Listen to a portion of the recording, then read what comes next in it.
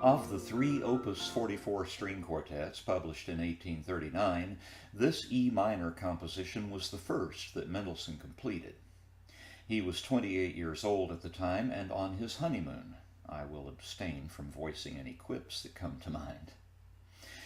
It is certainly the most dramatic of the three, owing both to its minor key tonality and the perpetual motion, motives, and accompaniments that goad the music forward in all four of its movements. Here's a brief synopsis of those movements. Movement 1, a sonata form movement in E minor with an indicated exposition repeat that is ignored in the present recording, followed by a light-footed and mostly light-spirited scherzo in the parallel major key set in sonata form, a soulful G major song without words in sonatina form, and a breathless finale, again in the tonic key, worked out in sonata form with more than a hint of rondo. In this recording, we'll again hear the Melos Quartet in a release by Deutsche Grammophon. The E minor opening movement begins with its own throbbing syncopated accompaniment, which largely but selectively pervades this essay, with a surging triadic main theme offered by the first violin. This kind of arpeggiated triadic theme is quite common in the serious music of the late 18th and early 19th centuries. In this case, a slowed-down version of what was known as the Mannheim Rocket, on account of a compositional convention often employed by the composers of the late 18th century Mannheim school. A familiar example of it can be heard at the beginning of the final movement of Mozart's G minor 40th Symphony. The driven quality of this movement is certainly representative of Mendelssohn's mature style. The transition is a fairly long one, confidently and emphatically leading us to B minor, a secondary key choice immediately vetoed in favor of G major, the movement's relative key. It is in this key that the second group appears. That second group is a cluster of closely related themes, and the exposition, which is not repeated in this recording, closes with a G major version of the opening of theme 1. The development is a fairly long one, treating both themes liberally, and with the first theme's rising arpeggio often accelerated to the 8th note level to provide both a rhythmic motor and an accompaniment. Notice how often that treatment occurs during this movement. One especially delicious touch of structural ambiguity happens during the retransition, when the second theme puts in a brief appearance in C major. Not to lapse into pedantry, in case I'm not there already, but C major is the key we would expect of a G major second theme returning during the recap of a major key movement. Here it functions instead as a foreshadowing of its true return later in the tonic major. The first theme area and transition are reduced and rewritten considerably during the recapitulation, while the second group's presentation, now in the tonic major, is more or less regular. The music returns to the tonic minor for the coda, which, following one more sweet C major reference to theme 2, ends emphatically in stern, uncompromising E minor.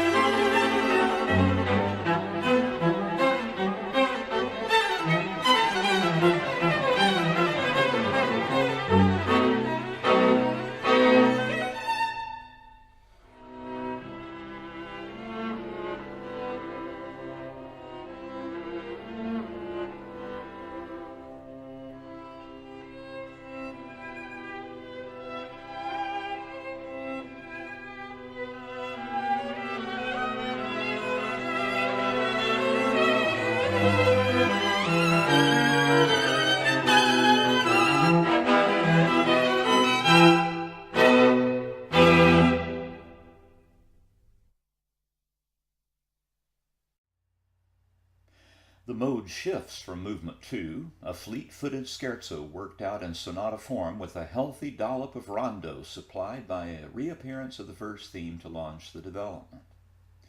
The movement's vitality is largely contributed by a distinctive rhythmic figure that is heard at the very beginning, when all four members of the quartet produce a very fast, chattering cluster of 16th notes produced by a fast ricochet stroke. This figure will move around within the ensemble and will mostly be represented in the score by a quarter note with 2 slashes through the stem. Watch for it. The thematic material flies by pretty quickly, landing us in the development almost before we know it. The scope and seriousness of this development is somewhat surprising given its light-hearted context, and perhaps its most memorable feature is a C-sharp minor theme for the viola, which serves as the movement's retransition and will return in the tonic key during the coda. There isn't much more I can say about this movement. Mendelssohn's music is always far more wonderful than any words the atheist Codger can muster to describe it.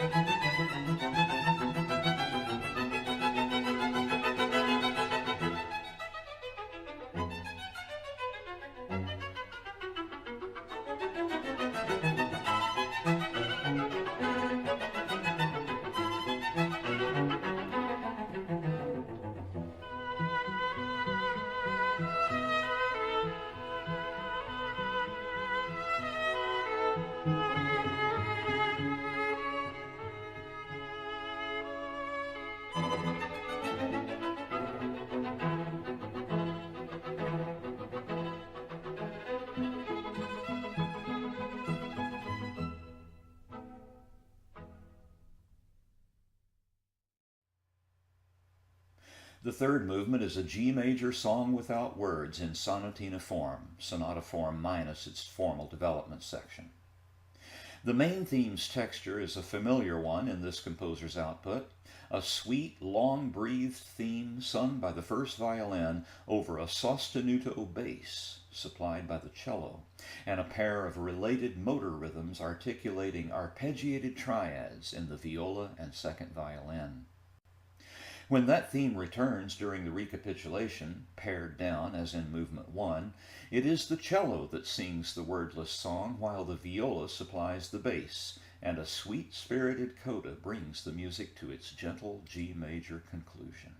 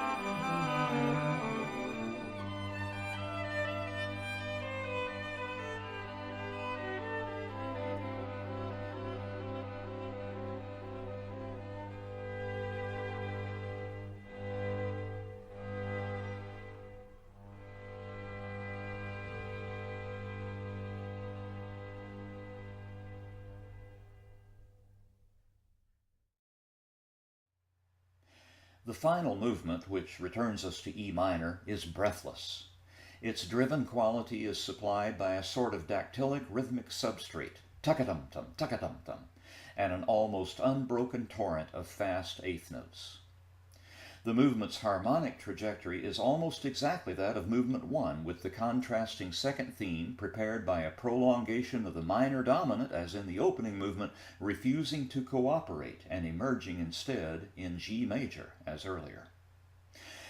This kind of reiterative treatment lends a sense of deep integrity to the entire quartet and is not an unusual feature of Mendelssohn's mature music.